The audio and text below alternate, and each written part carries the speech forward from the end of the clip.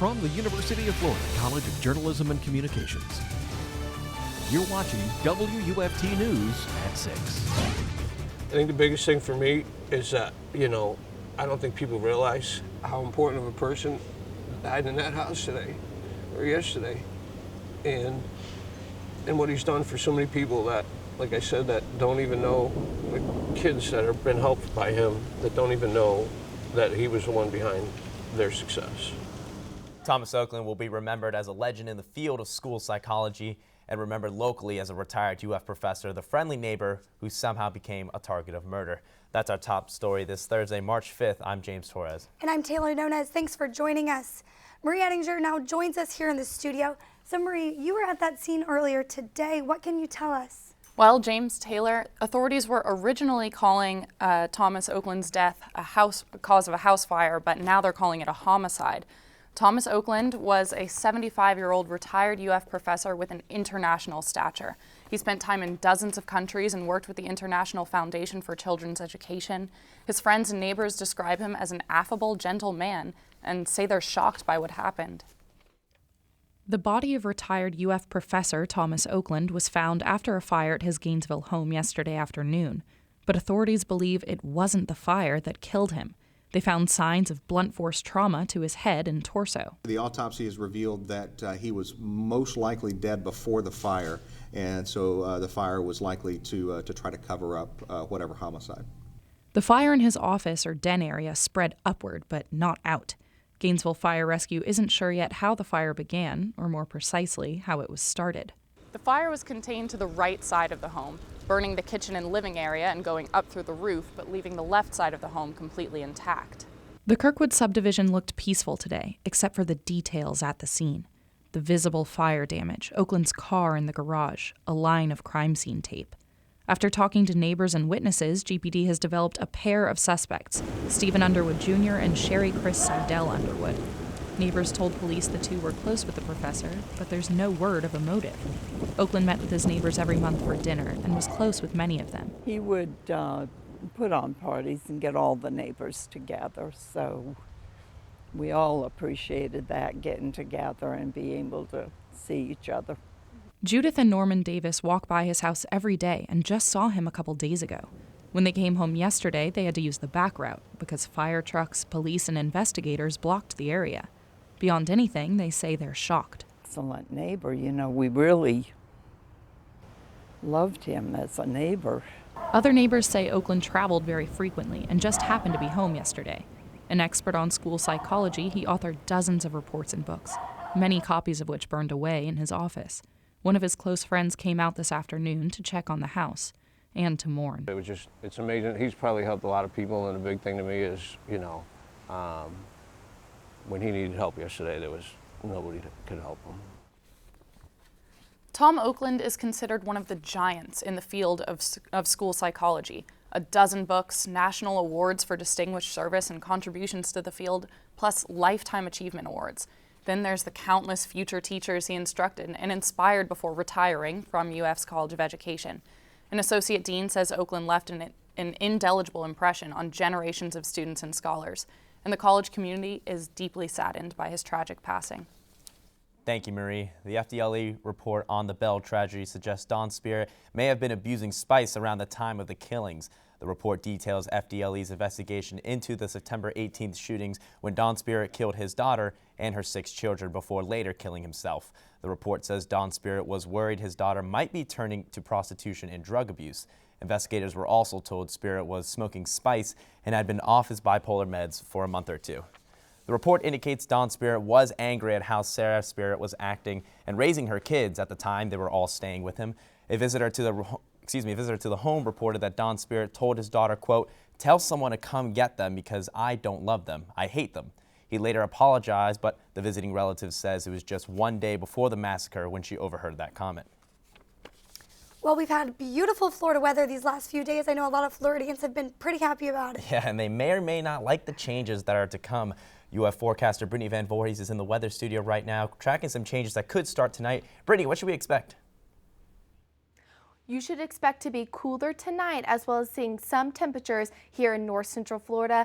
We're currently tracking a squall line associated with our cold front that comes through tonight that is right over Lafayette and Suwannee counties right now, and will be moving into Bradford and Union and across the whole state of Florida moving into tonight. Check out your hour by hour, 71 by 8 p.m. Best chance for rain right around that time, 8 and 9 p.m. tonight. This front will be right over Gainesville, 67 by midnight, 63 by that 4 a.m. mark, and then we will not drop too much by the morning, but then our steady decline in temperatures will occur throughout the day tomorrow. Temperatures will really struggle to hit that 60-degree mark. Coming up on my full weather forecast, I'll let you know how much cooler it will be. Back to you. Thank you, Brittany. Well, a security guard working a Gator game at the O-Dome is accused of trying to sneak video of the Dazzlers in their changing room.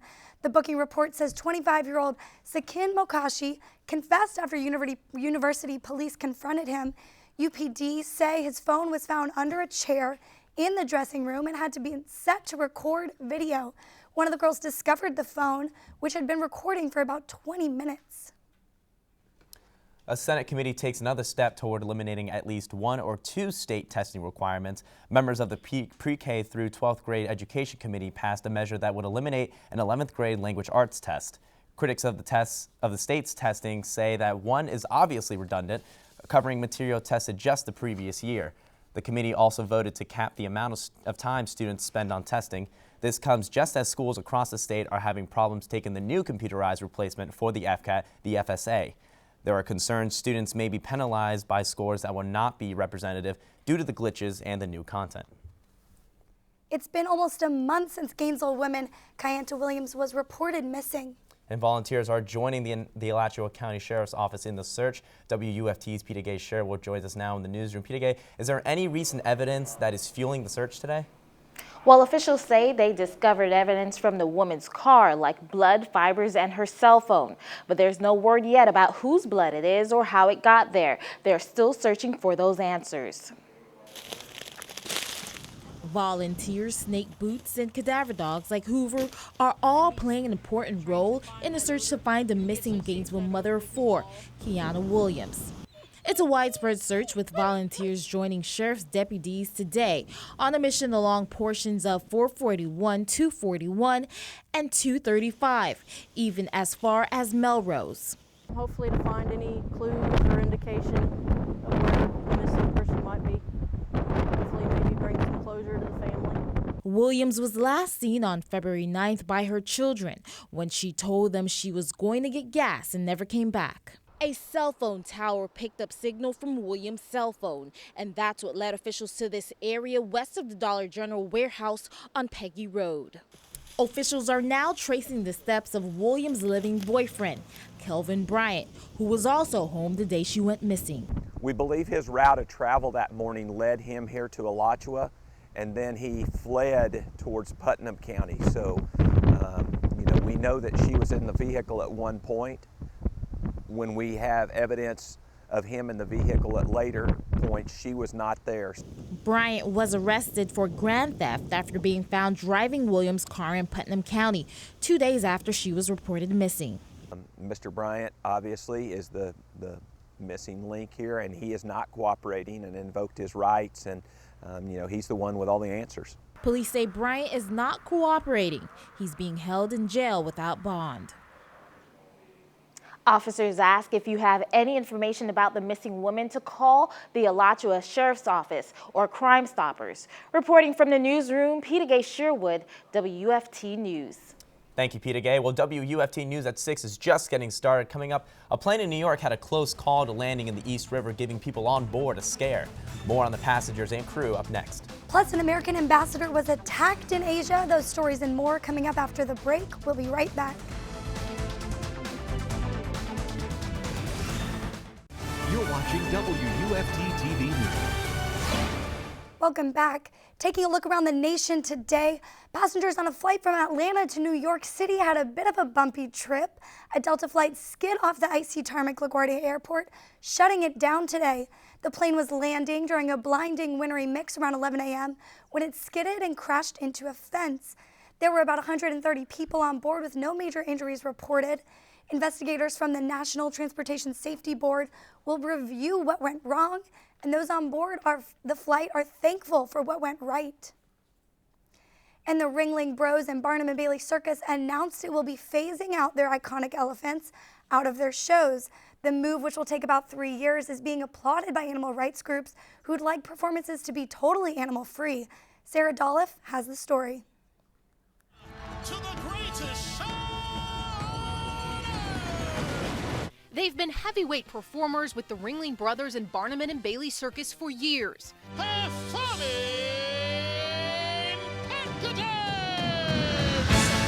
Asian elephants in the spotlight, on stage performing, and off stage as animal rights groups have repeatedly protested their use in shows, alleging poor treatment and living conditions. Now, Feld Entertainment, which owns the famed circus, says they will be removing all elephants from their traveling shows due to conservation efforts and shifting consumer preferences. In a statement, Feld Entertainment CEO said, "The decision was not easy, but it is in the best interest of our company, our elephants, and our customers." The news comes as a growing number of cities and counties are passing anti-circus and anti-elephant ordinances. It's definitely a step in the right direction, no question. Those lame elephants won't be paraded through the streets, they won't be made to stand on their head, and they won't be in boxcars. That's a step in the right direction. We need to have more steps. The elephants will be moved to the company's Center for Elephant Conservation, a 200-acre property in Central Florida where facilities are being created to house them. It's expected to be completed and all elephants moved in the next 3 years. Elephant performers retired, at least for one circus, by 2018. Sarah Dolliff, NBC News. A mistrial has been declared in the Jodi Arias penalty phase. For the second time, a Maricopa County, Arizona jury has been unable to decide if Jodi Arias will spend the rest of her life in prison or receive the death sentence for killing her ex-boyfriend almost 7 years ago. After a lengthy trial back in 2013, Jodi Arias was convicted of first-degree murder for killing her lover, Travis Alexander. But that jury deadlocked on her punishment, and with another one unable to decide, Arizona law shifts the job now to Judge Sherry Stevens. No word yet on when she plans to make a decision. And around the world, Mark Lippert, the U.S. ambassador to South Korea, received 80 stitches after a man attacked him with a knife, making a 4-inch slash across his face and cuts on his wrists. Ambassador Lippert was helped from an ambulance, bandaged and wearing hospital clothes. Doctors say he is suffering from paralysis of the face and arm. The suspect is in custody and was taken away while yelling about the U.S. stance on reunification. White House officials say the ambassador is recovering. An Ebola vaccine undergoing trials is now moving into its third phase. The World Health Organization says the vaccine will be tested in Guinea on healthcare providers, with participants including the Health Ministry of Guinea, Doctors Without Borders, and the Norwegian Institute of Public Health. So for this phase of the trial, we have agreed to start vaccinating frontline workers so that we can collect additional data on the safety of the vaccine, but also on the immunogenicity. The main purpose of the trials is actually to vaccinate around newly confirmed Ebola cases. If the vaccine is found to be effective, it will be the first preventative tool against Ebola in history. And people in Chile are experiencing a dangerous mix of fog and smoke developed from a forest fire, causing headaches and concerns. The gray smog over the city of Puerto Montt reduced visibility so much so that it became dangerous to drive. Local media reported 2 people were killed after their vehicle ran into another car. Authorities shut down highways, buses were canceled, and schools are closed for the rest of the week. Meteorologists are not expecting changes in the weather pattern until the weekend. Well, I hope you enjoyed some time outside today, because that was our last day of 80-degree temperatures this week. UF forecaster Brittany Van Voorhees is tracking how cool temperatures drop tomorrow. Brittany. Taylor, temperatures will drop about 25 to 30 degrees cooler tomorrow than they were today. Check out this significant temperature trend due to our cold front moving through tonight.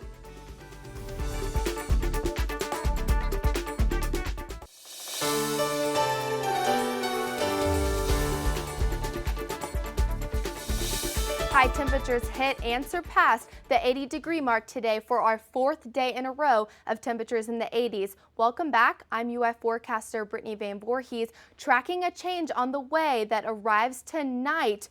We're currently seeing a squall line moving through north central Florida, currently in the Suwannee and Lafayette counties, moving towards Union and Bradford, and that squall line is moving west to east and will move across the whole state of Florida by the end of the day. Today, best chance to see that rain in north central Florida over in Gainesville, 8 p.m. Check out the big temperature change that we will see tomorrow. Not as cool as it is right now in Atlanta and Montgomery, but check out that big difference. Montgomery currently 37, 77 currently in Gainesville. We won't drop that low, but our temperature tomorrow will consistently be in the 50s. Here we are, your Friday, 3 p.m., 54 in Gainesville.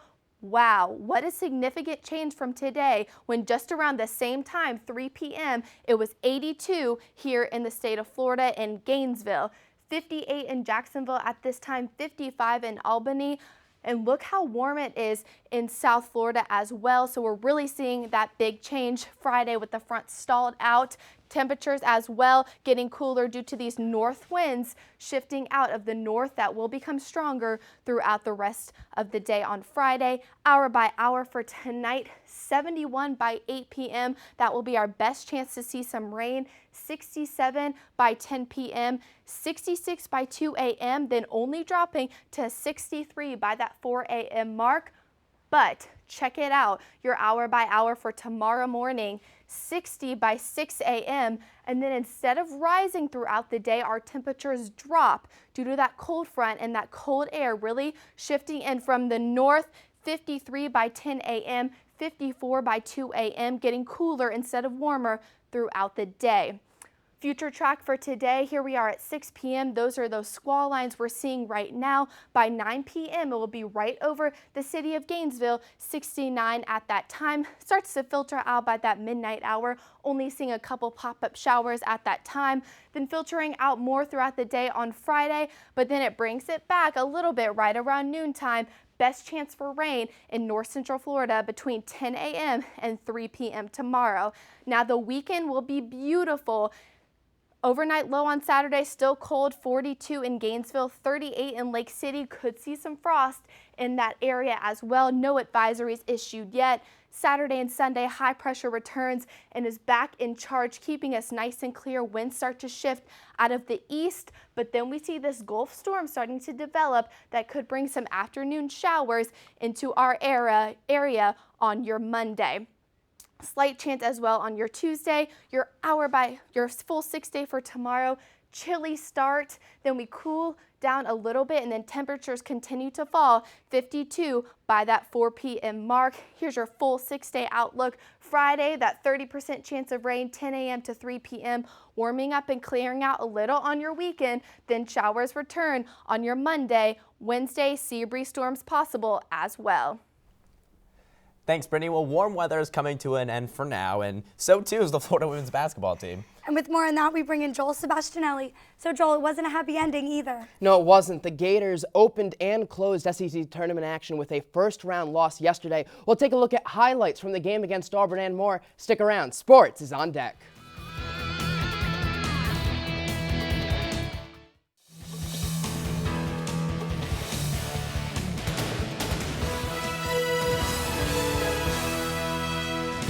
Welcome back. I'm Joel Sebastianelli, and here's what's happening in sports. Florida women's basketball was finished in the SEC tournament just 2 hours after it began. Their season is finished too. Wednesday's game between Florida and Auburn featured two teams that may have looked similar on paper, but games are not played on paper. They're played on the court. And they are two polar opposites as of late. Auburn began conference play on a 13-game losing streak, but won their final 3 games of the season. The Gators traveled to Little Rock as losers of 4 of their last 5. Now they'll travel back to Gainesville. Auburn wasted no time opening up an early gap. Guard Brandy Montgomery hits not one, but 2 threes to give the Tigers a double-digit lead. She had 3 threes in the first half and a game-high 22 points. Ronnie Williams led UF with 16 points and 12 rebounds, but she was the only Gator in double figures. Auburn went on to win 71-49 in what's also the final game for senior Kayla Lewis. Florida baseball got off to a great start this season, but the first month hasn't been without the occasional bump in the road. Florida's only 2 losses came against fellow top 10 teams, including Tuesday night at UCF. Although the loss could have raised some doubts, last night's rematch in Gainesville proved that losing is not a pattern for the Gators. Second-ranked UF hosting number 9, the Knights. Gators got on the board early and often. Harrison Bader belts his 6th homer of the season in the 3rd inning. The solo shot put Florida up 5-0. In the 4th, freshman Christian Hicks smacks a single to left to score Josh Tobias. Florida only surrendered 5 hits. The Orange and Blue bounced back to earn the 10-2 win. We lost by a run, and we come back and we answered well, and I think that was the message to our players this afternoon was good teams answer, and I thought they played great, and I thought they played inspired. Gators host Maine for a 3-game series this weekend. And Gator softball is in the middle of a 2-week road trip and doing double duty out west in the Judy Garman Classic. It's 1 versus 2 in the nation right now as top-ranked Florida currently leads number 2 Michigan in the top of the 7th inning, 7-4. Win or lose, the Gators play again tonight at 7 against San Jose State. Cal State Fullerton is hosting the event, which runs through Saturday. NASCAR driver Kurt Busch goes by the nickname Outlaw. He's no stranger to on-track controversy, but this offseason, Busch found himself at the center of serious allegations off the track. Today, he may be one step closer to a return, though, after the Delaware Attorney General's office announced that Busch will not face criminal charges for alleged assault. Ex-girlfriend Patricia Driscoll filed a complaint with police back in November. NASCAR suspended Busch indefinitely 2 weeks ago after a family court commissioner issued a protective order against him. Busch agreed to NASCAR's guidelines for eventual reinstatement and is working with a domestic violence expert. There is no timetable set for his reinstatement. And some late-breaking news out of the NFL tonight, too. A name very familiar to local NFL fans, Maurice Jones-Drew, great running back, longtime running back with the Jaguars, announced his retirement on Twitter just a little while ago. I know he's really been an iconic player for the Jaguars. I grew up going to Jags games with him playing. Yeah, legendary player, 2nd all-time on their rushing list, over 8,000 yards, and he's the leader in touchdowns rushing as well. You think this is something, a right decision for his career right now? Well, he's 30 years old, but running backs age a lot older than most other positions because of how many hits they take. If he thinks it's the right time to go, then it absolutely is the right time to go. All right, Joel, thank you so much. We'll have one last look at the weather after the break.